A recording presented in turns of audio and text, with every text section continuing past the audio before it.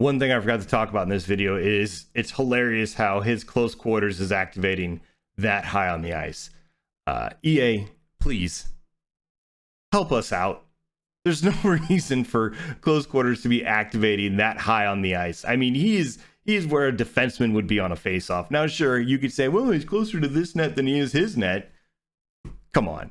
We all know what close quarters should be, and being able to activate that high up on a 1T is not intentional. So please, EA, sort this out. Get your X factors in line. We need it as goalies. You know, there's a reason why everyone runs either gold 1T or gold close quarters. They're too strong. So please, I'm begging you, help us goalies out.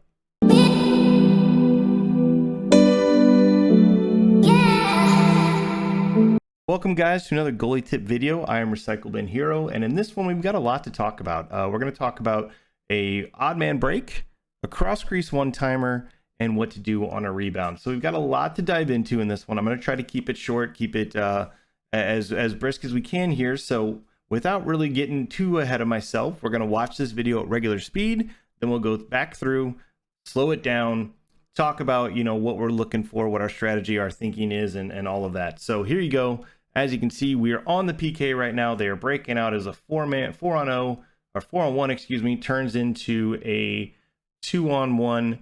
We make the save, throw it out, they get it back to the point, then they're going to throw it across for a quick one-timer, and then we are able to push that away to safety.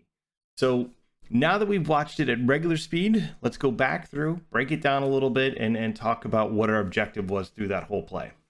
You can see he's got his stick active. He's trying to take away any sort of pass that would be coming across the ice. That way, us as the goalie can focus on just the puck carrier here. But at the same time, he's not overcommitting one way or the other. He's staying right in the middle, right between both forwards, excuse me. So that way, if the pass comes through, he has a chance at it. But additionally, if the puck carrier decides to look off his teammate, maybe try to either skate across and go across our crease to the far post, he's still in a decent position to try to break that up. So really, by him being positioned here, that allows us to just focus solely on the puck and the puck carrier on the short side. Short side is always going to be your responsibility as the goalie. You have to take that away. You have to trust your teammates to cover your far side and to be there to kind of muck up the play a little bit for the offense. So fantastic positioning here. He does everything he can to try to make this as easy of a play for us as he can, so we can focus on just where the puck is. And as you can see, we're getting to the point of kind of no return, where the pass has to come across, or they're going to be too deep, or it's going to be too in tight. Maybe, you know, we save the pass and kick it off our pads, or whatever the case may be. So our defenseman recognizes this, and he starts to dive to kind of take away the passing lane entirely, and also seal up this puck carrier, so he has no choice but to shoot short side. Unfortunately, he is a little slow on it. The pass still gets under him and gets through.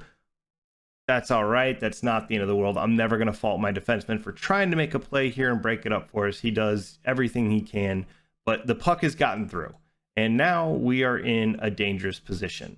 So this puck is going to connect on the far side, and as you can see, we have a ton of open net on that side. So we need to get over here to make this save as quickly as we can. So once you see the pass coming through as a goalie, you need to kind of look at who the pass is going to and what they're looking to do. So when I look over, I see two things immediately that make me think we've got a good chance at making the save. First off, and the more minor one, is he's on his backhand. It'd be very simple for him to turn forehand here and, you know, shoot the shot short side. So that's not a huge chunk of this, but he is on his backhand. So if he was to receive the puck and then try to roll it to his forehand, that's just going to give us precious time to try to get over more and make the save. So he is on his backhand. So we see that, we recognize that if he's going to shoot backhand, if he's going to shoot immediately and be on his backhand, it's not going to be a super powerful shot. More importantly, though, you'll notice there's no X factor on this guy, or at least no gold X factor. So he could have silver 1T, he could have silver close quarters, whatever the case may be. But since he doesn't have a gold X factor activated, we know we've got a decent chance at making this save here. And you're going to see how even in this situation, in less than ideal play by myself, we're still going to be able to make that save because of the two factors that I just mentioned. So puck comes across, he's going to receive it on his backhand, and then he's going to immediately shoot. He's going to one-time it off his backhand. I'm sure that wasn't his plan. I'm sure he wanted it forehand to one-time it.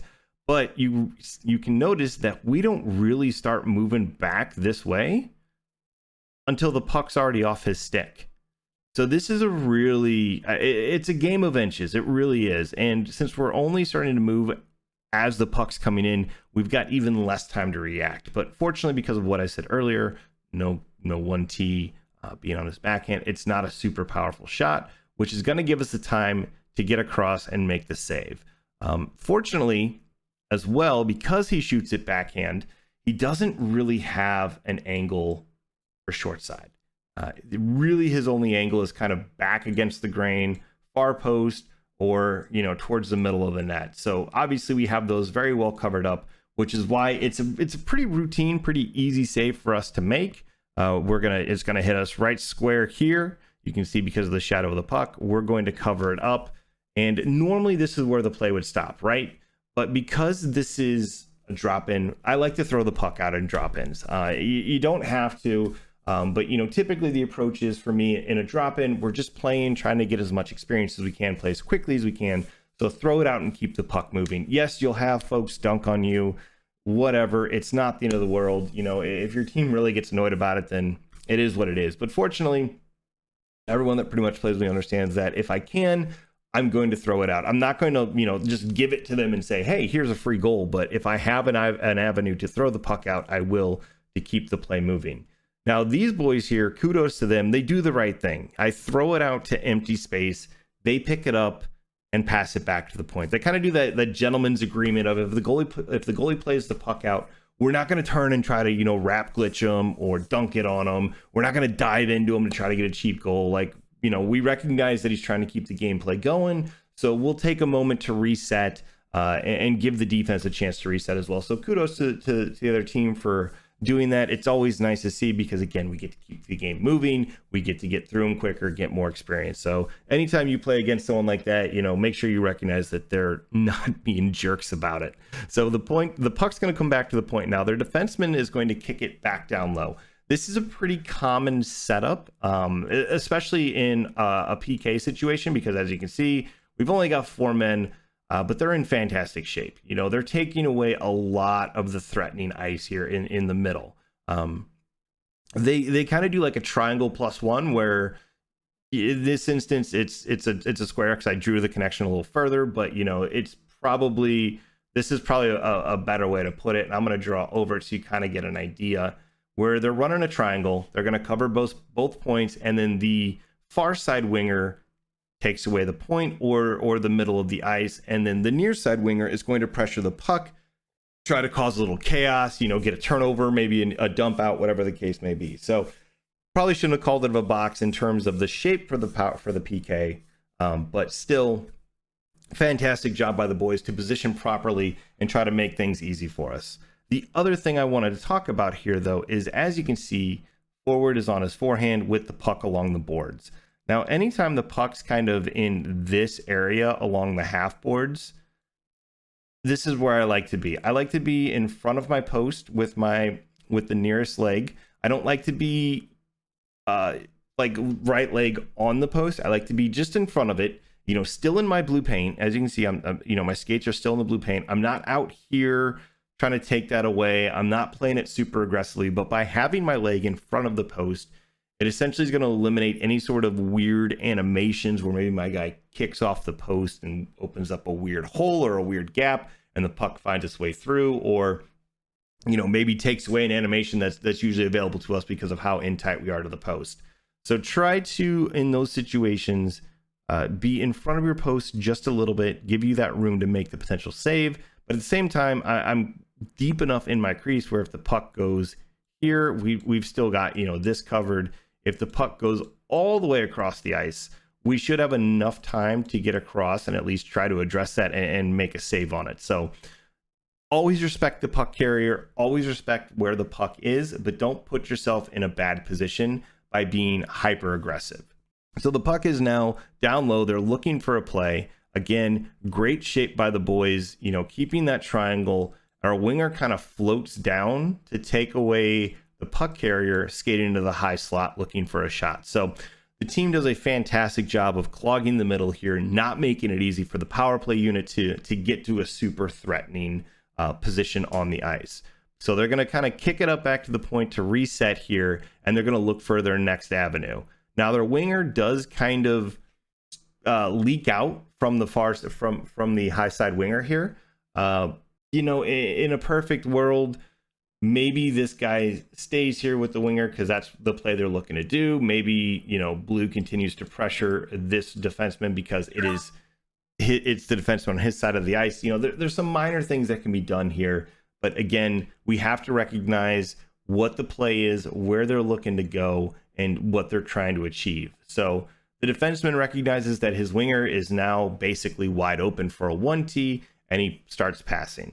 So now that we're here, there's a few things we need to look at as a goalie, and you need to get very good as a goalie of taking like either quick glances at the attacking player, getting as much information out of it as you can, or try to kind of know your movements and your strides to where you can position yourself in the crease to play the puck and not be out of position. That one obviously takes a lot of practice and it takes a lot of work, but it's something that if you can do that, where you can kind of keep your eye on the puck here and not worry about the position your guy is in, because you know that, oh, if I push, you know, this far on my stick, he's going to take a half stride here, or if I push it, you know, at like a 45, he takes one step back, whatever the case may be. If you can do that and be successful at it, you're going to go far in terms of being in position, reading plays appropriately, and reacting to them, and not taking yourself out of position.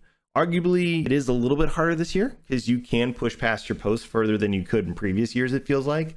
But it's something I would recommend to continue to try to get better at, is knowing where your guy is in his crease as you're moving him around without looking at him. It is definitely an acquired skill, but it is a very, very important one.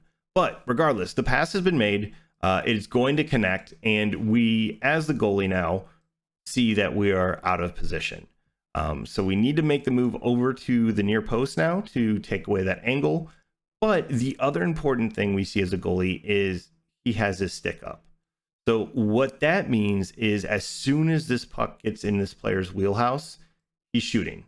There's no receiving the puck and deking or, you know, looking for another pass. The shot is coming 100% of the time.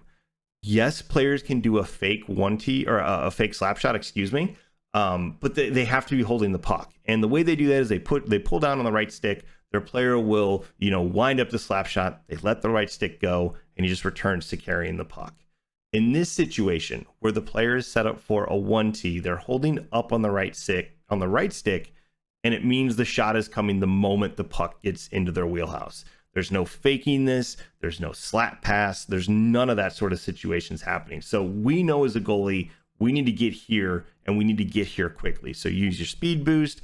If you're really out of position and desperate, maybe your right stick slide or a pad stack, whatever kind of you feel comfortable with. I really like speed boost. I feel like it's been a great addition for goalies in the past couple of years. So at this moment, if I wasn't already hitting it, I'm hitting speed boost. I'm trying to get over to that far side to take away this angle for the 1T. So now that he's primed and ready to go, the puck is coming to him, that slap shot's coming. There's just nothing we can do about it. But as you can see, we react way better to this. We're already moving over before he's even connected with the puck. So we should be in pretty good shape to make this save. Now you'll notice I didn't fly all the way over. I made like maybe 1.5 strides with speed boost.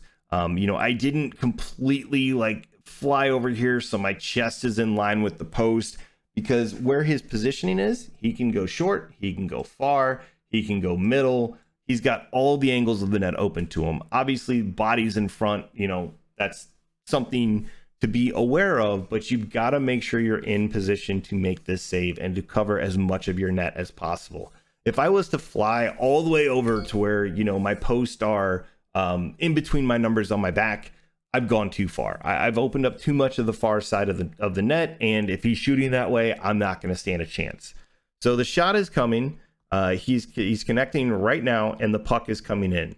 Now, the next thing we see as a goalie is the forward here that is by himself has his stick off the ice. That tells us something very, very key. They are looking. They are set up for a tip animation. They may not get it, but they are looking for it. So typically, when someone deflects a puck, 9 times out of 10, it's a puck that's off of the ice. They're knocking it down onto the ice. So you want to drop into manual butterfly whenever you see a shot from, kind of this area and up, and there's someone in the middle in front of you with their stick out. And then that way you're in position to hopefully make the deflection save, because the closer you are to the point of the deflection, the more likely you are to make the save.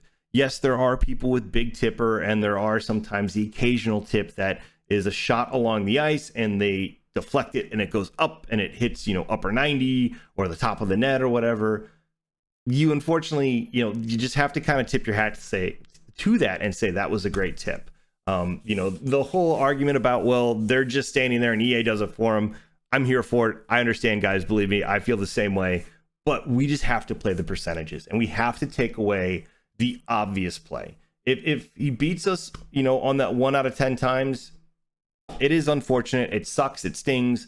But if we stop the other 9 out of 10, that's a 90 save percentage right there. And that's what you're going for. Like, you're just trying to take away percentages, take away angles, take away the high percentage dangerous play. So this puck's going to come in. He is going to get the deflection on it. And as you can see right there, he knocks it down. So it's now coming down the ice it's coming down to the ice on us. Fortunately, we are in position. So our guy gets the save, and then he's going to finish his drop into manual butterfly. Our X factor is lit up, which is something you can use to know that a puck has hit you. Doesn't necessarily mean that you're going to make the save. A puck can still definitely hit you and go in. Doesn't mean you're guaranteed for a cover, but at least you can use that as a visual indicator to say, okay, the puck has hit me. What's next? And so here, as you can see, it's hit me. It's kicked away to the boards. There's no player over here, and it's at such an angle that even if a player was standing here or here, they're probably not going to be able to score this way on me. Could it happen? Sure. But again, percentages, take away the high ones, take away the dangerous plays, and you will be successful. So that is it for this one, guys. Thank you so much for watching and following along with me. Please drop some comments. Let me know what you like to do in these situations, in these positions. What are you looking for? Did anything I talk about here, was that new information for you? I really hope it was. And that's it, guys. Till next time, good vibes and high fives.